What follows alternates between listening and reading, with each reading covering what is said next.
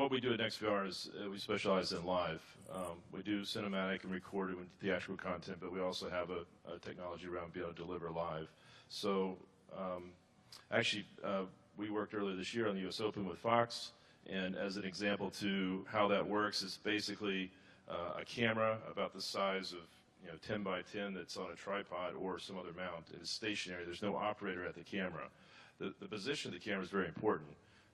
The best positions for a camera are essentially imagining what's the place you could wish you could be. Maybe you can't buy a ticket to be, or a place that would be the best location. Might be standing in the end zone or behind the golfer at the tee. Those cameras can be placed around a court or around a golf course. In the case of the US Open, and you arrive at virtual reality, you see a virtual map of the course, you see places that you can go, and you can actually choose and teleport yourself to different locations. So you literally could be standing at the green, see a player tee off, and immediately teleport to from the tee to the green, and see the ball land on the green and how it reacts. Or you could be you could be at the event yourself, and something spectacular happens on a hole that you're not at, and you could put on a VR headset and teleport over to that hole and watch it back as if you went back in time. And this all plugs into a broadcast infrastructure. So in the case of Fox, they had an enormous broadcast, almost like an Olympic-type IBC set up for that, and to be able to plug into the same fiber optic cables back to the same compound and then stream that out. It's a pretty straightforward setup, and it's nothing like we do get questions people ask about comparing it to 3D television. It's nothing like 3D TV. It's a much smaller operation and it's something that can be integrated in amongst a normal broadcast without kind of interfering with it.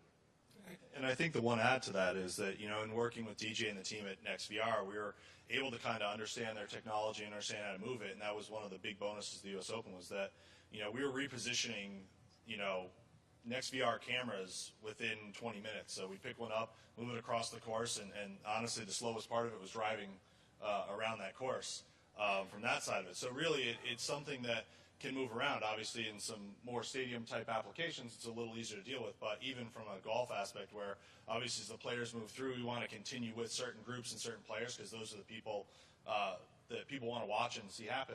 It's absolutely doable, and it was something that the infrastructure was there, but also the footprint that they took up was small and was very manageable from our side of the world. Yeah, so that was kind of from the foundation, was for this to really work, it needs to be able to plug into a broadcast infrastructure. Even though it is a new medium and it's a new format, it just has to do that in order to be efficient.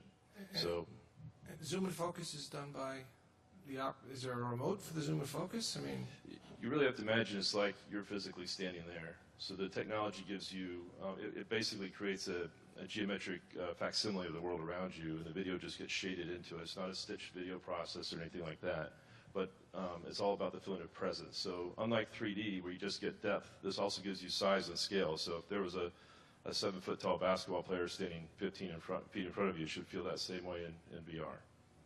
And only because of Hall of Fame Bob Dixon is here, audio-wise, what's the audio issue on something like that? So for audio, we use a binaural microphone, which almost looks like a set of human ears, and it captures sound waves just the way they would hitting your head. But we'll also work with the audio from the broadcast. Sometimes if it's an announcer from a game, we may use the stadium announcer versus the broadcast announcer because it's like you're in the stadium. But many times we'll take effects mics and other things that blend that in and make a hybrid binaural mix. There's nothing really special about it other than you get a spatial feeling of being in that spot or that location